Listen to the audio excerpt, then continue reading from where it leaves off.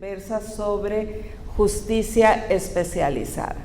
Nosotros hemos visto sobre las grandes, a raíz de las grandes reformas, desde 2008, cuando se implementó constitucionalmente, con una vacatio legis muy amplia, el sistema acusatorio penal.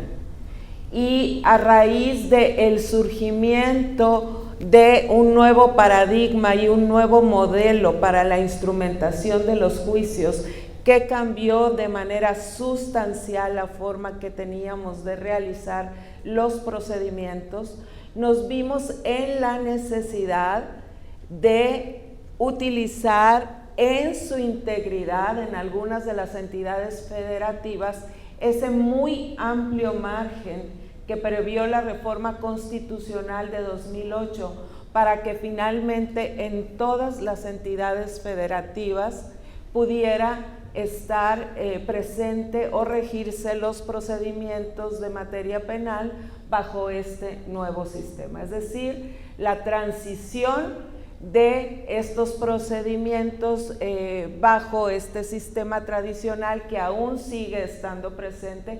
Tenemos vigentes algunos procedimientos que todavía se están sustanciando a través del sistema tradicional por el cual el Estado mexicano transitó durante muchísimo tiempo, y derivado de ello, pues nos vimos en la necesidad de agotar en todo el tiempo la vacatio legis de la reforma para que actualmente, como hoy sucede, en absolutamente todas las entidades federativas a nivel federal y local, los procedimientos penales se realicen bajo el sistema acusatorio. Bajo esta disyuntiva de experiencia y también teniendo en cuenta que ha habido durante mucho tiempo un sentir unánime en cuanto a la insatisfacción de la justicia en materia laboral depositada durante mucho tiempo en juntas de conciliación dependientes del Poder Ejecutivo, en donde las partes involucradas, al margen de cuestionar la imparcialidad de quienes resolvían aquellos procedimientos, también acusaban a este sistema de justicia como un sistema que no cumplía con las expectativas de procedimiento de impartición de justicia pronta y expedita. Esta experiencia en los procedimientos de corte acusatorio y toda vez que fueron transicionados esos procedimientos laborales hacia los poderes judiciales, dependiendo del ámbito de la competencia, ya sea federal o local, y considerando también que en dichos procedimientos también fue implementado como eje rector de los mismos la oralidad. Esa experiencia ha sido aprovechada de forma que actualmente se ha visto una contundencia entre la diferencia de esos procedimientos a muy poco tiempo que llevamos en la instauración de estos procedimientos laborales en los juzgados laborales pertenecientes al Poder Judicial de la Federación. Teniendo en cuenta este preámbulo y para el inicio de nuestras pláticas, considerando lo relativo a estos temas de grande especialización que requieren de verdad de conocimientos técnicos muy específicos para su sustanciación, yo les pregunto, primeramente me gustaría saber la opinión del juez Eucario, quien ha transicionado en este sistema acusatorio. Estos parámetros de especialización y conocimiento que deben cumplir los jueces para abordar materias complejas en el sistema judicial podrían verse trastocados de alguna manera si la selección de las personas juzgadoras no tiene en cuenta estos requerimientos altamente técnicos para efectuar estos procedimientos. ¿Qué considera, juez? Gracias. Sí, definitivamente la respuesta Mi nombre es Rosela. es que sí, había una consecuencia negativa en la calidad de la administración de justicia en materias que requieren conocimientos técnicos especializados, y más aún cuando esta especialización de la jurisdicción está relacionada con la atención de ciertos sectores o ciertos grupos sociales que precisamente se caracterizan por su condición de vulnerabilidad o de desventaja. Hablamos aquí tanto de la materia penal como de la materia laboral. Es importante que seamos conscientes de que si se opta por la designación de los jueces por voto popular, tengamos en cuenta que una de las funciones más importantes de los jueces es dar contenido y alcance a los derechos humanos, y que parte de la decisión mayoritaria, en el eventual supuesto de que esa voluntad popular sea la que determine la designación de los jueces, va a estar orientada precisamente por la prevalencia en la sociedad de ciertos discursos que son generalmente aceptables en oposición a otros que no lo son tanto. Hablando específicamente de la materia penal y especialmente en lo que corresponde a la jurisdicción de ejecución, pudiéramos reconocer que un discurso generalmente aceptado respecto de los derechos de las personas privadas de la libertad es esta expresión de que los derechos humanos son para los humanos derechos, digamos. El juez que sostenga, o el candidato a juez que sostenga esa postura, pues va a ser el que tenga el beneplácito de los demás. Esto ya nos da un poco de luz acerca de cómo esta posibilidad de elección de los jueces por voto popular en jurisdicciones especializadas enfocadas en la protección de grupos vulnerables o desventaja, también tiene un contenido y un alcance profundamente antidemocrático, porque las democracias modernas se caracterizan precisamente por dar oportunidad de que todos participen en condiciones de igualdad en la determinación, especialmente del contenido y alcance de los derechos de todos, y en la posibilidad de que todos accedan de manera eficaz a todos los derechos. Todos los derechos son para todas las personas. Esto incluye desde luego las personas privadas de la libertad. Pero las personas privadas de la libertad ni siquiera tienen derecho de votar. Entonces, esto nos da luz sobre cómo, tratándose de una jurisdicción especializada, no solo por su complejidad técnica, sino sobre todo porque está enfocada en un grupo social, en un sector de la sociedad desfavorecido, vulnerable y en desventaja, pues tiene efectos negativos que van más allá de la falta de capacidad técnica de los jueces para atender una materia especializada que requiere conocimientos específicos, sino también de las consecuencias de fondo que tiene este tipo de posibilidades en la jurisdicción que los jueces ejerzan respecto de sus grupos vulnerables, y sobre todo en la anulación, tratando, insisto, de personas privadas de la libertad, de toda posibilidad de que inclusive participen en la decisión de quiénes van a ser los jueces, que van a dar contenido y alcance y significado a sus derechos en privación de la libertad. Muchas gracias, juez. El juez nos hace notar un punto sumamente interesante que visualiza desde un ámbito de competencia muy específico, porque tiene a su conocimiento los procedimientos de ejecución de las personas privadas de la libertad, donde regularmente el imaginario de la población tiene muy arraigados dentro de nuestra ideología la justicia retributiva, es decir, están ahí porque lo merecen. De forma que entender las decisiones de los jueces con esa competencia especializada y con la obligación de tutelar derechos fundamentales de todas las personas, de las cuales desde luego no pueden quedar excluidas las personas privadas de la libertad, resulta ser difícil en el entendimiento de una democracia. Y de ahí también la complejidad de embonar estos procedimientos de selección de personas juzgadoras que van a decidir sobre aspectos en los cuales las democracias generalmente no favorecen los derechos de estas personas.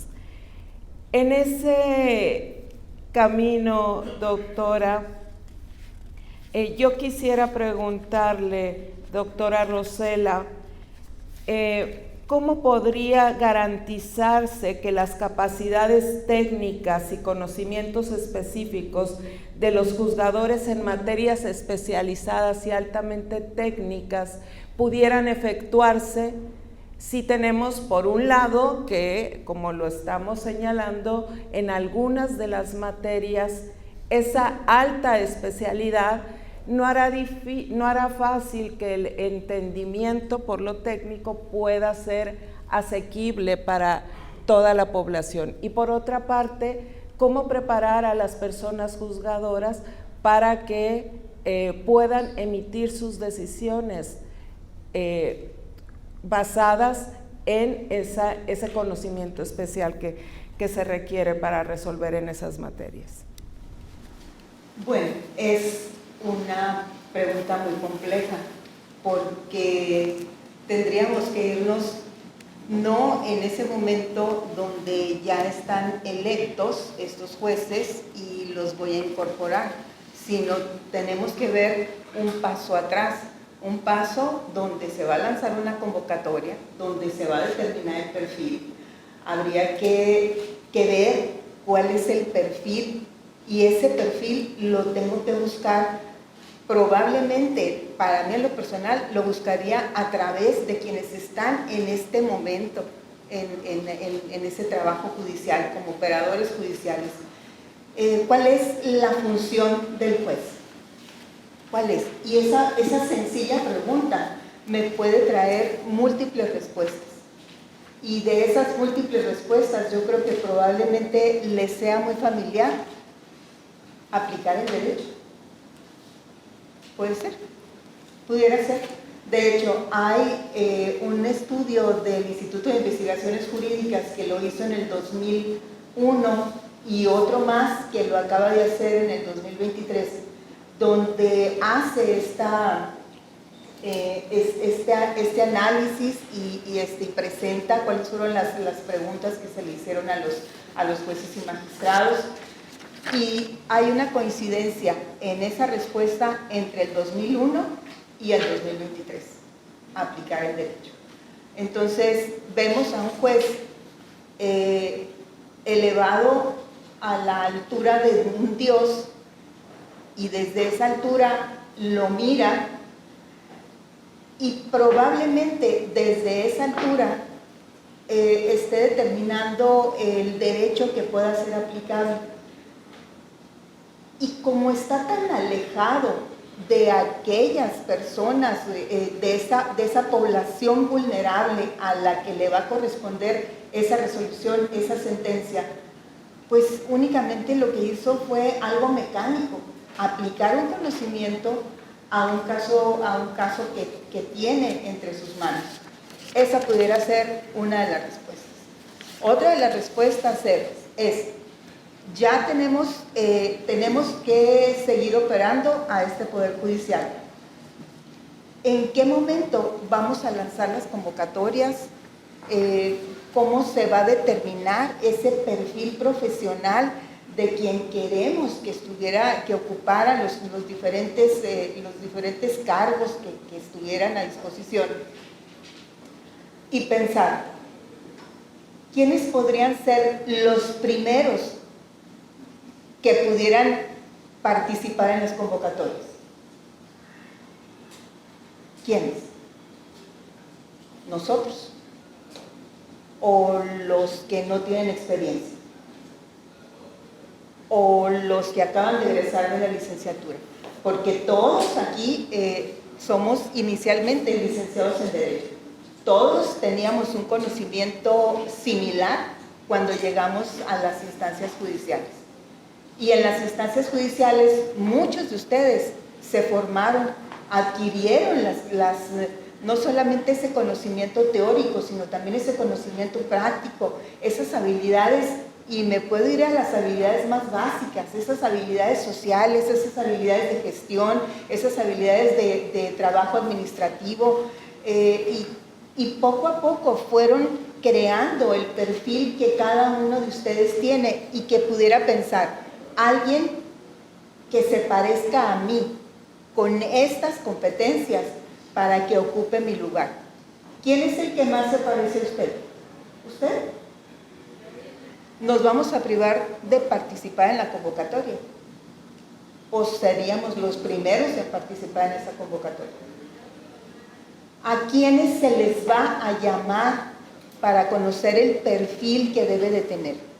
¿Cuáles serían, o nos retrotraeremos al momento en que ustedes estaban participando en esa elección por el cual ustedes accedieron a ser jueces de distrito o magistrados? ¿Cuáles eran los criterios de elección? ¿Cuáles fueron? ¿Un examen? O les voy a leer los criterios en el Estado español, independientemente de la licenciatura en Derecho, y dice: deben de tener capacidad de gestión de conflicto, escucha activa, empatía, trabajo en equipo, planificación del trabajo, confiabilidad e integridad, capacidad técnica, jurídica y procesal. Todo eso ustedes lo tienen. Y yo no puedo suponer menos que quien vaya a construir la convocatoria quisiera criterios menores. Es obvio que si nosotros, como bien lo dijo el magistrado en la entrevista, si nosotros nos ponemos en manos de alguien inexperto, quién sabe cómo va a resultar esa sentencia. Usted traía el ejemplo de alguien que se va a operar del corazón. ¿A quién voy a acudir? ¿A un médico experto o a un médico que acaba de salir de las aulas? ¿A quién vamos a voltear a ver? A los abogados expertos que tienen una trayectoria amplísima, que son reconocidos no solamente por el conocimiento del derecho, sino por esa serie de habilidades que existen a su alrededor, porque se ha construido este juez, este magistrado, se ha construido esa personalidad entre sus compañeros de trabajo que están aquí. ¿A quién seleccionarían para que estuviera en el lugar del magistrado? ¿O en el lugar de todos los magistrados? ¿O en el lugar de los jueces? Tal vez nos decantaríamos por el que conocemos como juez de distrito, porque lo hemos conocido durante mucho tiempo. Tal vez nos decantaríamos por ese magistrado que ha estado aquí con nosotros y que lo vemos cómo trabaja, y no por las horas, las cantidades de horas que le han dedicado ustedes a ese trabajo continuo como operadores judiciales, sino a la capacidad de análisis del caso. Y no solamente a la capacidad de análisis del caso. Hay algo muy especial que cuando nosotros los invitamos a la academia a que desarrollen algún tema, tienen la capacidad de explicarlo de manera sencilla, de manera clara, de manera apropiada, para que los alumnos de licenciatura esencialmente puedan entender lo que significa esa figura, cómo se aplica esa figura. Y eso no solamente le da un valor adicional al juez, le da ese valor de poder comunicar su sabiduría a todos los demás. Yo creo que es en extremo importante que la ciudadanía los conozca a cada uno de ustedes, así como conocí a algunos jueces de distrito, algunos magistrados que en realidad me dejaron, podría utilizar la palabra extasiada, pero se me hace inapropiada, pero me dejaron gratamente sorprendida porque además de todas las características y de todos los conocimientos y habilidades que pudiera tener, tuvieron a mis ojos, un elemento adicional. Esa capacidad de haber salido de la circunscripción judicial para conocer a la sociedad, para integrarse a la sociedad en la que está, para saber cómo es el estado de Sonora y cómo es la población en Hermosillo o en cualquier parte del estado, para hablar de otros temas que no sea lo judicial y conectarlo en cada momento de su vida, esos dos grandes temas. Abogados con los perfiles que tendrán ustedes, que han leído no solamente los textos jurídicos, sino que han leído otro tipo de textos que se cultivan culturalmente. Eso es, para mí en lo personal, yo sería, si me invitaran a construir el perfil de la convocatoria para jueces de distritos y magistrados, yo sí pediría eso. Una persona que, aparte de todo lo que les leí aquí, pudiera llamarse multicultural.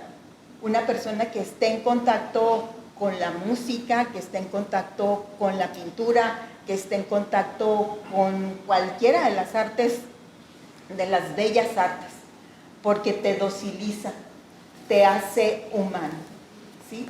Y lo que necesitamos es a un juez, a un magistrado humano, que pueda conectar con la comunidad en cualquier tiempo. Gracias.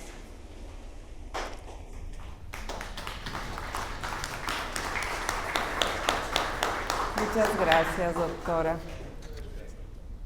Hace usted una referencia muy importante en cuanto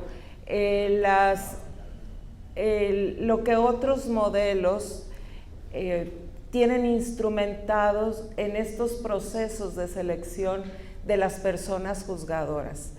Y nos señalaba algunas de las capacidades técnicas y emocionales de las personas que están, de acuerdo a otros modelos, en posibilidad o en mejor preparación para ocupar los cargos de impartición de justicia. Estamos frente a una propuesta de reforma donde se hace el señalamiento de que este proceso de selección va a efectuarse mediante voto popular.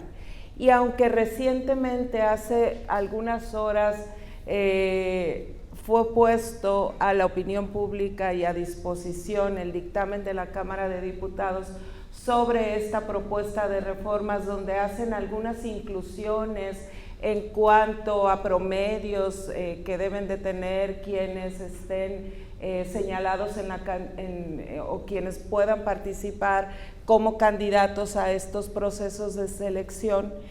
Vemos que por lo que se refiere a estas materias específicas de alta especialidad que sí se mencionan, de alguna manera, estos conocimientos generales que la doctora nos señaló y que podrían considerarse como universales para quienes ocuparán y ocupan los cargos de jueces y juezas, deben de ser también robustecidos en aquellas materias en donde se requiera un perfil altamente especializado.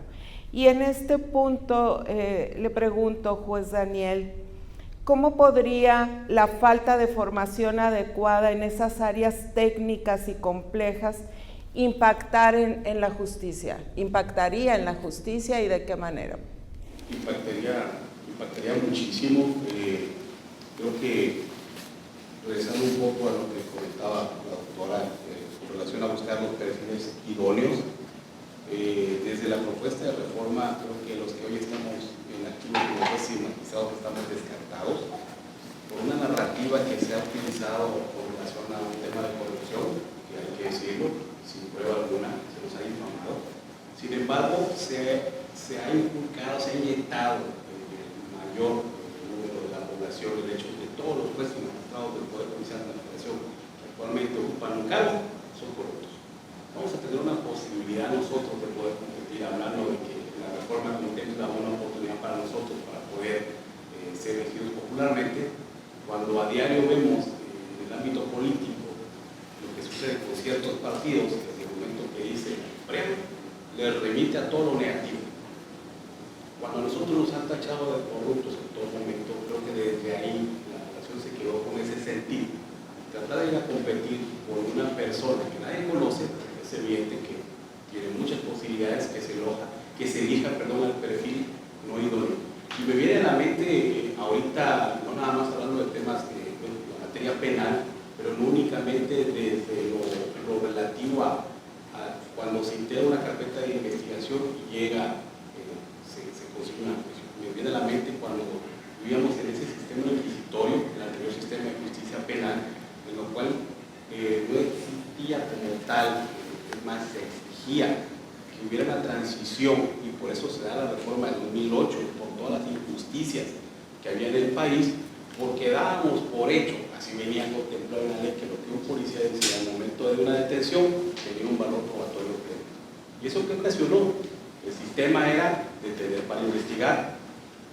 Ese cambio del sistema permitió que ahora se investigara para detener, y es donde entra la función de los nuevos juicios en el nuevo sistema de justicia penal. ¿Qué se necesitó? Claro que se necesitó a muchos operadores de justicia que estaban en el anterior sistema, que se fueron capacitando, que ya traían el respaldo de muchas jurisprudencias que venía desarrollando la Suprema Corte de Justicia de la Nación. Lo veo ahora aterrizándolo con la materia laboral, por llevarlo a otra materia. En la materia laboral es una de las materias que no está regulada en su totalidad en la propia Ley Federal del Trabajo. Desde la extinta cuarta sala se vienen regulando muchos supuestos de la materia laboral, y lo vemos día con día nosotros. Desde hace muchos años que está el artículo 857, en la ley anterior al 2012 estaba el 857 y establecía dos supuestos. El arraigo era uno de los supuestos que establecía, y el tema del embargo. Con la reforma se agregan dos supuestos más y nos da la oportunidad a nosotros de garantizar el acceso a la salud. Pero eso se pudo haber hecho desde antes. ¿Qué se necesitó? Cuando llegamos los jueces con una preparación distinta, con una capacitación distinta a lo que tenían los operadores de la Junta, y no digo que los compañeros de la Junta hayan sido los malos de la película, simplemente también se les dejó inyectar el recurso suficiente para que tuvieran la preparación necesaria para poder llegar a todos esos criterios que hoy están saliendo del nuevo sistema de justicia laboral. Hablamos de juicios que tardaban 5 o 6 años en resolverse, y hoy la media nacional anda aproximadamente 9 meses. Ha ido creciendo porque las personas se han dado cuenta que hoy sus juicios salen de manera más rápida. Pero regreso al artículo 857, establece ahorita 4 supuestos. Sin embargo, nosotros, por la experiencia, por todo ese enriquecimiento que tenemos de mucha jurisprudencia, sabemos que no me puedo quedar acotado a únicamente otorgar el acceso a la salud. Incluso puedo otorgar de manera provisional una pensión de viudez. Pero todo eso lo pudiera hacer una persona que va saliendo de la universidad, que se me ocurrió que incluso lo sacara yo de una tómbola. Yo creo que no. Se necesita una capacitación, una preparación, lo que comentaba la doctora, toda esa preparación que durante todos los años que nos ha llevado dentro del Poder Judicial de la Federación y otras dependencias, porque hay compañeros que han regresado y ingresado a otras dependencias, nos ha llevado hoy a materializar un sistema de justicia distinto. Y me voy a retomar a otros tribunales especiales, Tribunal de Regulación de Competencia Económica. Es un tribunal demasiado técnico, es más, el que va a resolver ahorita el tema de la sobrerepresentación. No me imagino a un recién egresado de la carrera resolviendo el destino de un país. O sea, va a resolver una persona sin experiencia en temas políticos, porque hay que tener un poco de criterio político, de experiencia política, para poder aventar una resolución de sentido. Pero yo se lo quiero dejar a futuro, voy a dejar a manos de una persona que sin experiencia, sin la capacitación necesaria, pueda resolver el destino del país. Esto es una impugnación presidencial. Hoy estamos enfrentando un tema de sobrerepresentación. Realmente vamos a permitir nosotros que sean personas sin capacidad, y no digo que todos los que vayan a llegar no la tengan, porque estoy seguro que va a tener gente con muchísima capacidad, que lo comentamos en la sesión pasada. que esa curva de aprendizaje para ellos puede ser tan corta, en auxilio con otros operadores de justicia, que pudieran ponerse a la par en poco tiempo.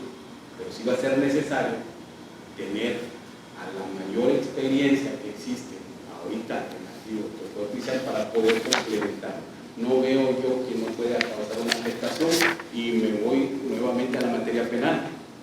Resolviendo un tema de vinculación al proceso, resolviendo una sentencia donde está en juego uno de los bienes jurídicos tutelados más importantes, que es la libertad, y por falta de pericia, por falta de técnica, voy a condenar a 1, 2, 3, 4 años de prisión a una persona, y a lo mejor ahorita podemos decir, tengo a un tribunal colegiado, tengo un tribunal de apelación que se va a encargar de enderezar la plana, pero porque tengo a los magistrados con la capacidad y los conocimientos suficientes para hacerlo.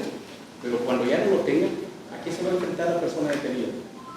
A que lo va a crucificar a una persona y lo va a terminar de rematar a otra. ¿Por qué? Porque no se tiene la capacidad ni los conocimientos necesarios. Yo creo que sí va a haber una afectación muy seria con el grueso de la población, y sobre todo, de verdad, hoy leyendo precisamente por temas de competencia económica, y pues el Tribunal Electoral es el claro ejemplo de lo que puede llegar a pasar de tener personas sin la capacidad y los conocimientos necesarios. Muchas gracias, juez. En esa medida, doctora Rosela, también le pregunto, usted hacía énfasis ahorita en su intervención a que teniendo ese conocimiento de las personas juzgadoras, ese conocimiento cercano de las personas juzgadoras, que le permite de alguna manera avalar o estar segura de que la formación de sus capacidades es idónea para efectuar el trabajo de impartición de justicia. Cuando tenemos esa cercanía, porque tenemos ese contacto, somos usuarios del sistema de impartición de justicia, en algunas ocasiones será más fácil para la ciudadanía distinguir que están presentes esas capacidades. Sin embargo, tenemos que tener en cuenta también que tenemos un sector muy amplio de la población, que digamos es la mayoría de la población, que no ha tenido ese contacto tan cercano con los servicios de impartición de justicia, ni tampoco, porque no ha tenido ese contacto, la oportunidad de dimensionar esas materias de alta especialidad que requieren de conocimientos muy especiales. Entonces, le pregunto, doctora, también en este mundo y en esta actualidad de redes sociales, donde vemos que estas representan una gran influencia en las decisiones que tomamos, sobre todo en nuestros jóvenes, ¿cómo podríamos garantizar mediante un método de elección popular de las personas juzgadoras que esa elección puede responder a un perfil adecuado para el desarrollo de la función? Ay, Gisela, qué pregunta. Es muy complicado. O sea, estamos en escenarios en los cuales obviamente no toda la población está pendiente de ir a votar. No toda la población entra en estos procesos democráticos. No llegamos o no llega cada uno de ustedes a tener el contacto con la población en general. Lo más seguro es que escasamente los podamos conocer o identificar, o sea, de manera así pronta. No los puedo identificar en la calle porque no están en los medios. Pero, por ejemplo, es una obligación que tienen ustedes el rendir informes, pero esos informes se rinden hacia arriba, ¿sí? Y esos informes, ¿por qué no se rinden hacia abajo? ¿Por qué no se ha hecho por qué no hay esa experiencia? O sea, ¿qué nos pasó que no le rendimos información a la población en general, ¿sí? O sea, vamos a ponerle en otro estado de la República para no herir susceptibilidades aquí, ¿no? Si me conocen en un plano superior, ¿por qué no me conocen en otro plano un poquito más abajo, más cerca de la comunidad? Porque no les es permitido, porque, o sea, van a sudar un poquito más, porque ¿cómo voy a dejar que me toque alguien, no? Esa población vulnerable para la que usted está trabajando en materia laboral, o esa población vulnerable que está usted trabajando en materia penal, los conoce, ¿no? Muchas veces hasta ni los abogados los conocemos. Se me perdieron ustedes durante la pandemia. Yo no sabía dónde estaban, no los pude invitar a un desayuno en la barra porque no pude encontrarlos, no me recibieron las cartas de invitación. Y bueno, soy un granito de arena más, pero cuando viene realmente el afectado o el posible afectado por una decisión a partir de ustedes, se recibe o lo recibe, y a mí me impactó la palabra, lo recibe el particular. Me impactó la palabra porque yo conocía a una peor, yo conocía al propio. No sé si ustedes conozcan la figura del propio, ¿sí? Pues yo tenía un propio. Y cuando me dijeron particular, dije, pero ¿cómo? O sea, me regresé como 800 años atrás, ¿no? Y así se le reconoce en cualquiera de los pasillos. Y no pude entrar a ver al magistrado, no pude entregarle la carta de invitación al magistrado porque me detuvo el propio antes de entrar, el particular antes de entrar. ¿Y saben qué otra cosa me impactó? Que la persona que me dijo,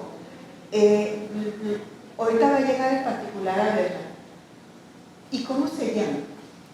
No sé, es el particular. ¿Sí? Entonces, esa lejanía que se puede evidenciar y que se vive, yo estoy segura que, o sea, yo quisiera no estar segura que eso sucede todos los días. Quisiera que fueran ustedes los que de primera mano se enteraran qué pasa con esta parte o con la otra parte, o cómo, cuáles son las condiciones que estuvieron a su alrededor para que esa situación se diera y se materializara en este momento, en este expediente que estoy leyendo. Sí, o sea, yo creo que la reforma judicial que abre el sistema, que implementa el sistema de justicia penal, nos trajo cosas extraordinarias a la vida de todos. Y pasó una situación muy penosa a mis ojos, y yo creo que penosa a sus ojos también. Vi muchos abogados mayores de edad que se retiraron porque no le entendían al procedimiento judicial. No se asumían como abogados que pudieran estar o participar en juicios orales. O sea, de veras, era penoso ver a figuras importantes para nosotros aquí en Hermosillo, de ver abogados que mejor se retiraran, porque era imposible estar en una audiencia oral.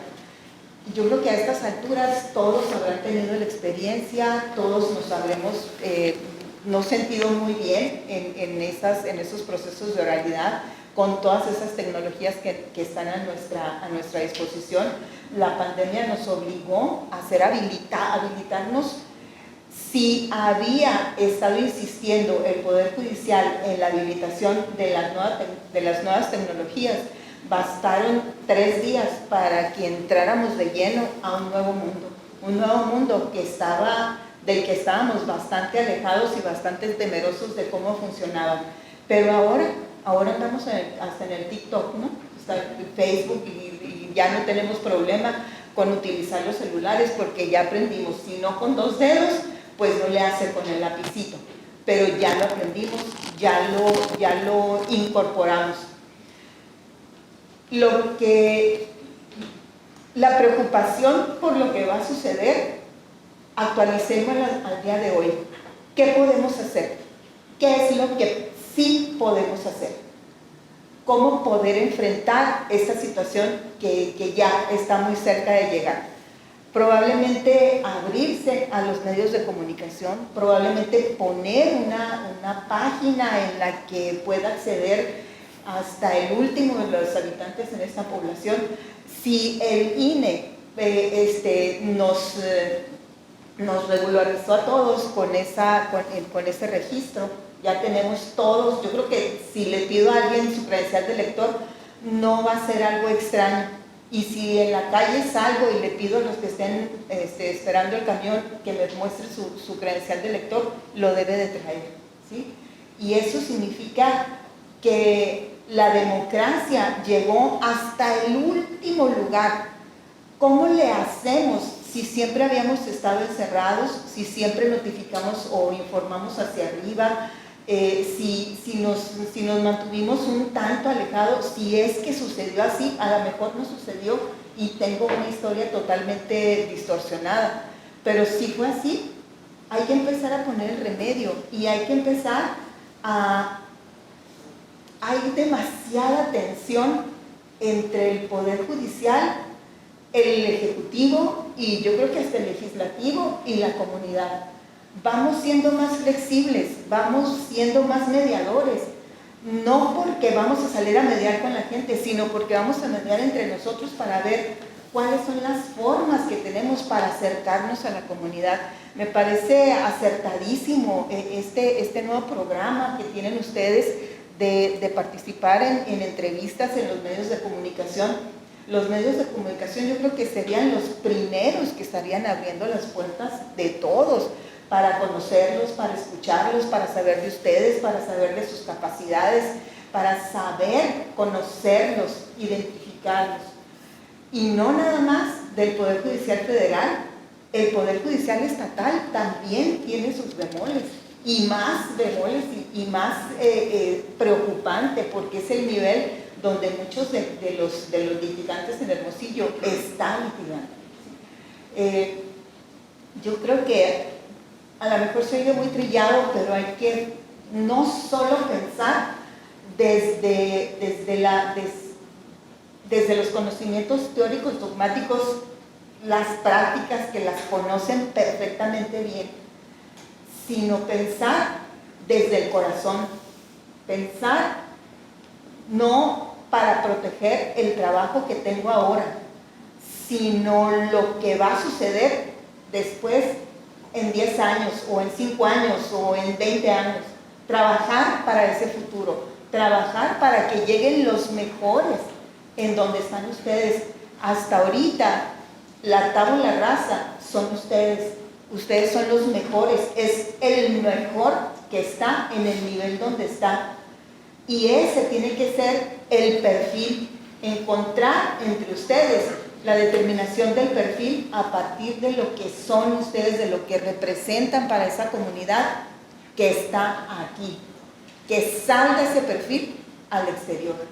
Invitados a participar más activamente en actos más públicos para que los podamos conocer.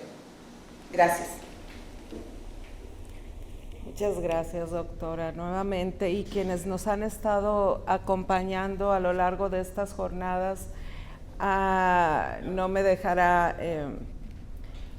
que haga una afirmación que sea incorrecta, pero esto es lo que nos han aportado, esta es la gran aportación que nos ha hecho la sociedad civil al referir la necesidad de que exista este contacto con la ciudadanía. Y esta es una de las principales áreas de oportunidad que la judicatura tendrá que hacerse cargo con motivo de estas reflexiones. Para dar paso a lo siguiente, teniendo en cuenta esta participación tan importante y reiterada que se nos ha emitido a lo largo de estos días y de la cual acusamos recibo y nos estamos haciendo cargo, y además lo agradecemos. También hay que tener en cuenta que estos procedimientos de alta especialidad, y específicamente al referirnos a estos procedimientos, por ejemplo, de corte acusatorio en la materia penal, en donde este proceso de selección que implicó ir poco a poco por parte del Poder Judicial de la Federación, el realizar concursos especializados donde a los participantes, incluso previo a que estuvieran ejerciendo funciones en los órganos jurisdiccionales a los que los adscribieron, les hicieron una serie de mecanismos escolarizados de simulación de audiencias a fin de que pudieran prepararse para la realización de sus actividades. Aún teniendo en cuenta que esta reforma constitucional que implementó el sistema acusatorio y oral fue expedida desde 2008, tenemos que reconocer que México es un país que aún está teniendo como asignatura pendiente lo relativo a estos procedimientos. Estamos interpretando las disposiciones legales. Entonces, en esta medida, juez Eucario, quisiera que nos diera su opinión. En estos casos de alta especialidad, donde se requieren habilidades específicas para la instrucción de esos procedimientos por parte de las personas juzgadoras, ¿existe algún riesgo en lo formulado por la reforma? Hemos también platicado en anteriores mesas que cualquier actividad que vamos a empezar a realizar requiere una curva de aprendizaje. Aquí la reforma está planteando, y ahora con este dictamen que acaba de ponerse en conocimiento de nosotros, si bien el señalamiento de una metodología gradual en su implementación, vemos que la forma en que está implementada sí tendrá un impacto muy abrupto entre las personas que se encuentran actualmente en los juzgados correspondientes y que no resultaren electas en caso de que se postulen, y aquellas que entrarán en funciones con motivo de este procedimiento de elección. ¿Qué considera en función de ello, en función de estas habilidades que se requieren para la instrumentación de los juicios y la metodología que se está proponiendo en esta propuesta de reforma, juez? Gracias. Bueno, hablábamos ya en la primera intervención de su servidor sobre alguno de esos riesgos, ¿no? Que uno de esos tiene que ver con dejar en desventaja a sectores de la sociedad que por su vulnerabilidad o simplemente por ser minoritarios requieren de un juez que tenga esa capacidad de hacer valer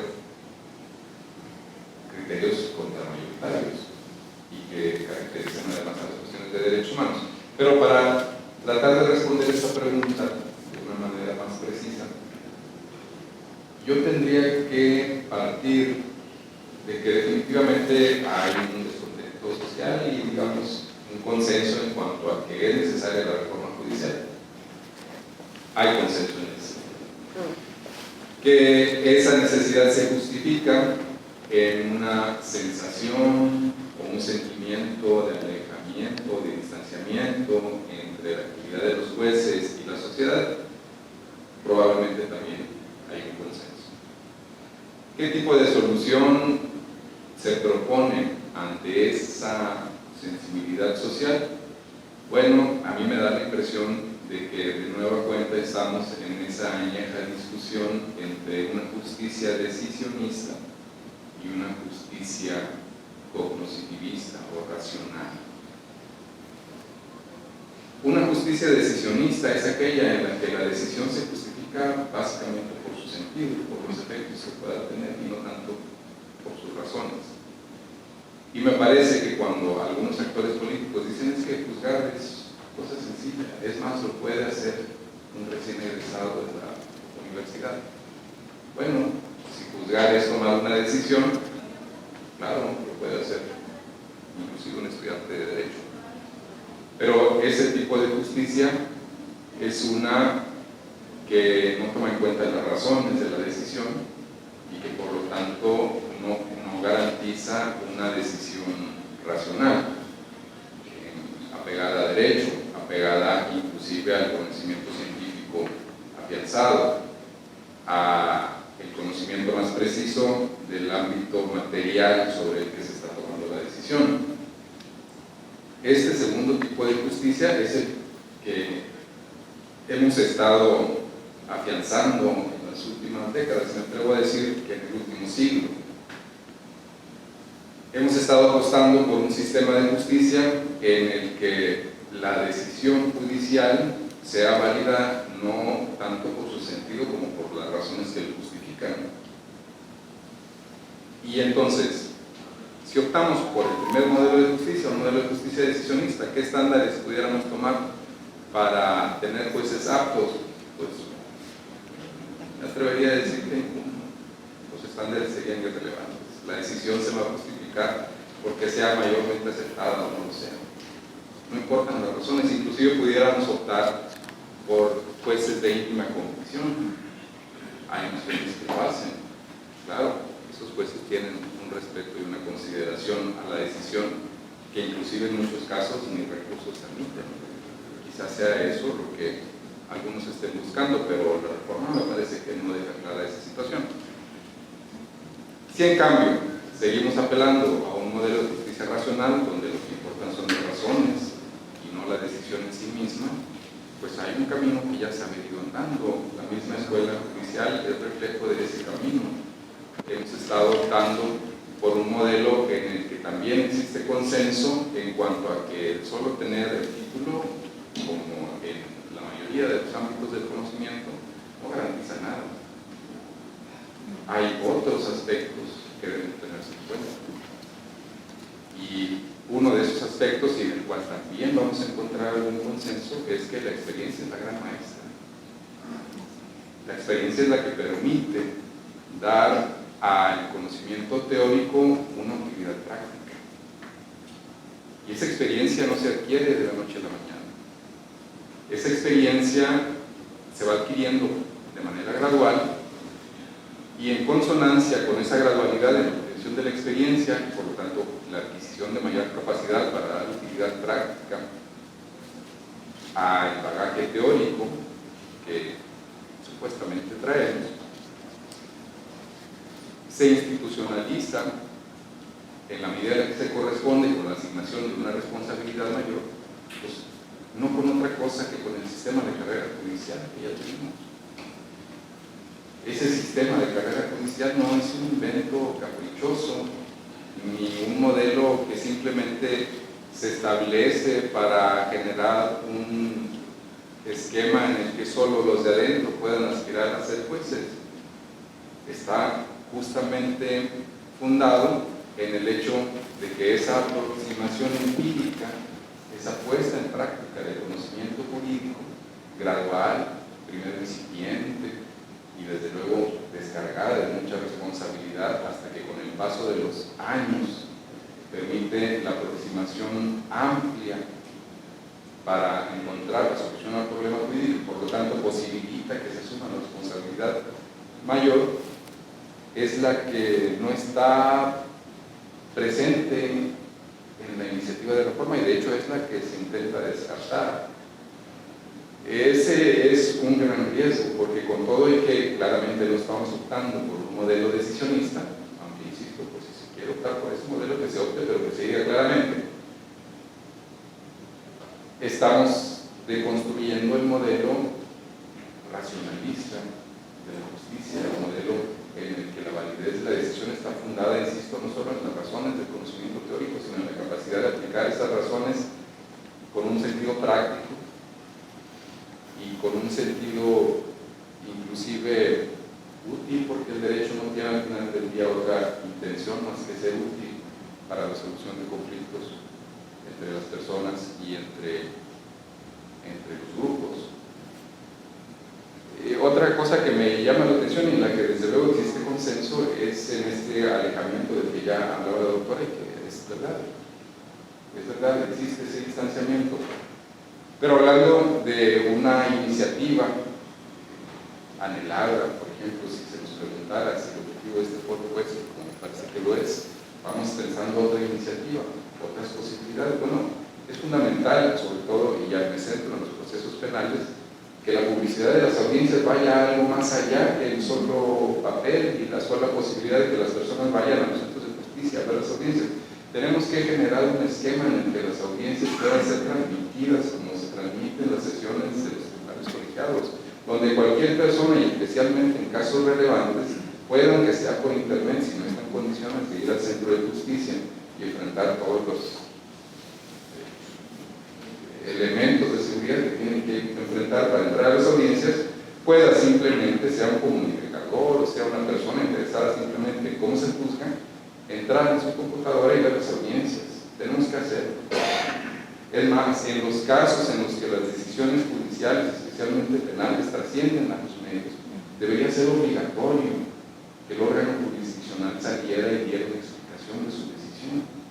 Esto no implica, desde luego, renunciar a que las decisiones judiciales tengan un modelo de control propiamente procesal. Pero necesitamos fomentar, si es que estamos todavía a tiempo, esa apertura del Poder Judicial. Basta de seguirle el juego a las fiscalías, aunque no, que sea privada la audiencia, porque se compromete la efectividad de la investigación. Por Dios, la efectividad de la investigación es un mito mientras no se evidencia ante la sociedad que la investigación está haciendo el esfuerzo por ser.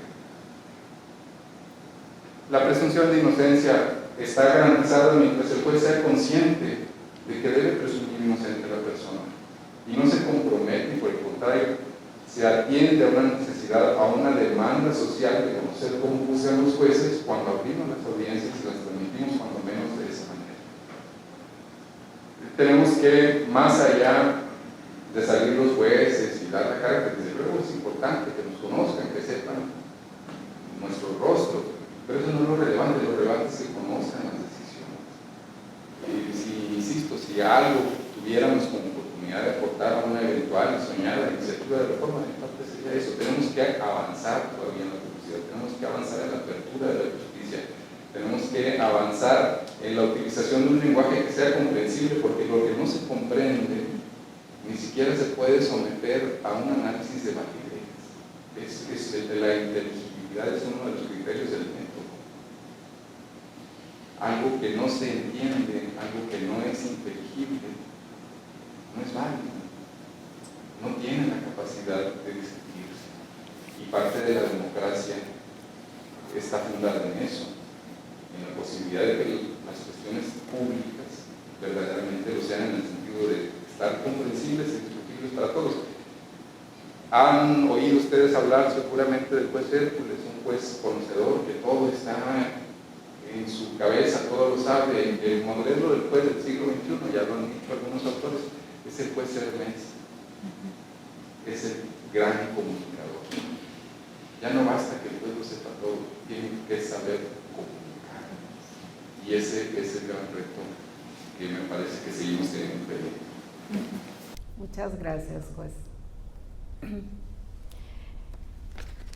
El Estado mexicano ha transicionado en dos modelos fundamentales, el penal y el laboral, porque tenemos compromisos internacionales que nos han orillado a la implementación de reformas de gran calado, como las que tuvimos en materia penal y como la que tenemos ahora vigente en materia laboral, que nos han hecho un cambio de paradigma en la impartición de justicia.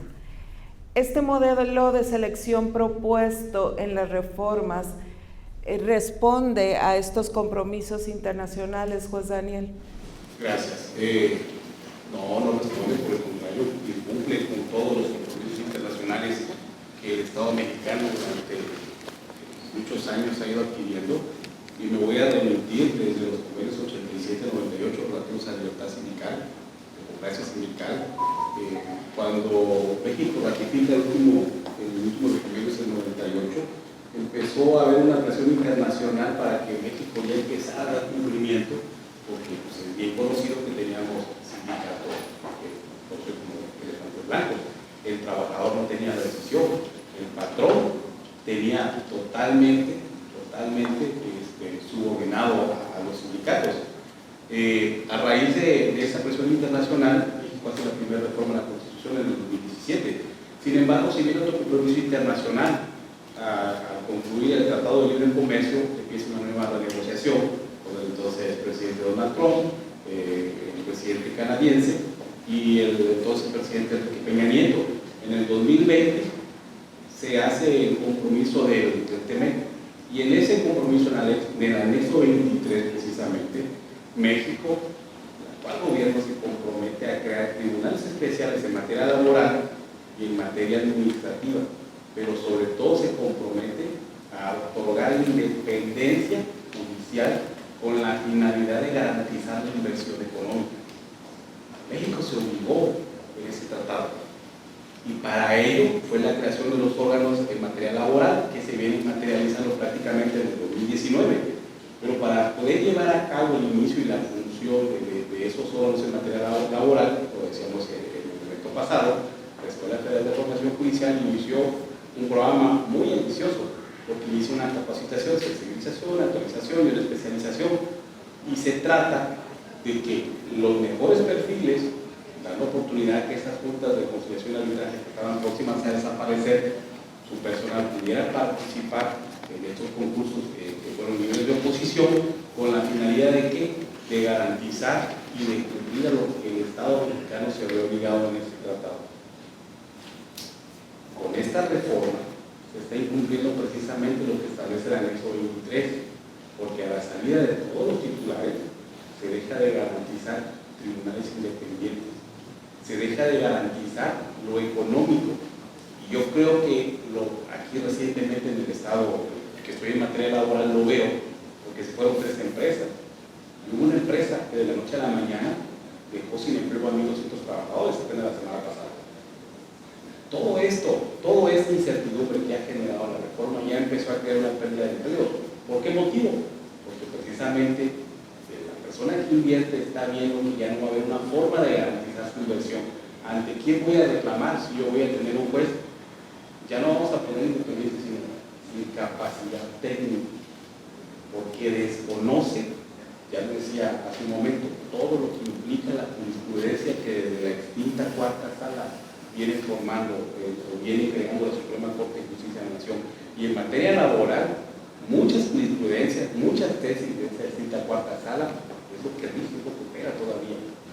Todo eso va a implicar que ya no se garantice, la inversión, que ya no existe un tribunal expedito para que la persona que está viendo que a alguien del Estado mexicano le está violando, está tratando de extinguir algún recurso, ante quién se defiende, ya no tendría. Si cumpliría parte de lo que ya México se comprometió en el TEMEC, nos incluiríamos a otros tratados internacionales que México sí incluye, sobre todo incumple con la Constitución de la Organización Internacional del Trabajo. Hay 8 convenios principales que el Estado mexicano con esta reforma también viene incumpliendo. Entonces son muchos aspectos, muchos instrumentos internacionales que el Estado mexicano al día de hoy tiene en el derecho. Hace un momento comentaba la doctora con relación a que hemos sido jueces juntos, que no hemos tenido la capacidad, y me venía a la mente de mis 24 años dentro del Poder Judicial, cómo durante todo ese tiempo nos fueron enseñando que nosotros estábamos preparados para trabajar en el anonimato, hacer la resolución lo mejor posible con la finalidad de que la persona que vino a pedirnos justicia se fuera lo más contento posible. Todo eso hoy nos está pasando factura. Es muy complicado, o era muy complicado, tratar de incluso acudir a estos foros o ir al curso de secretario de una clase. La verdad que es algo complicado para todos los titulares. Veo a los magistrados el día de hoy, cuando tuvieron sesión ayer, tuvieron sesión hoy, y leyeron 36 asuntos de foro, porque son la última palabra con relación a ese asunto que tuvieron ellos sobre la mesa. Y sí es muy complicado, pero como decía el compañero, pues vamos a tener que implementar un sistema diferente. Yo creo que el legislador también tendría que poner de su parte para hacer un poco más simple los procedimientos, los procesos con la finalidad de nosotros también darnos el tiempo y la oportunidad de empezar a enriquecer ese sistema de justicia en México. Con la doctora hace un momento platicamos de darnos esa oportunidad de que si nuestro sistema de justicia va cambiando a la oralidad, que es lo ideal, porque entonces ya son jueces de primera mano, que el justiciable conoce, que se resuelve en presencia de ellos, realmente se empieza a preparar desde las universidades, que sean los jóvenes que a futuro vayan a integrar estos nuevos órganos de justicia, porque también tenemos encima otro compromiso, que es el tema de la reforma a la justicia en materia civil. Entonces, México con esta reforma realmente incumple con muchos de los instrumentos internacionales a los cuales ya lo estamos obligados. Muchas gracias, juez. Bueno, pues han sido importantes reflexiones las que hemos construido en esta mesa. Al igual que como lo hemos hecho en anteriores ocasiones, aquí ustedes tendrán la mejor opinión y es importante que tengamos en cuenta en estas materias de alta especialidad en donde el conocimiento técnico es indispensable para la solución de los conflictos que son sometidos a jurisdicción de los órganos jurisdiccionales. Es posible la experimentación. Muchas gracias, buenas tardes. Vamos a tomarnos unos momentos para cambiar el panel.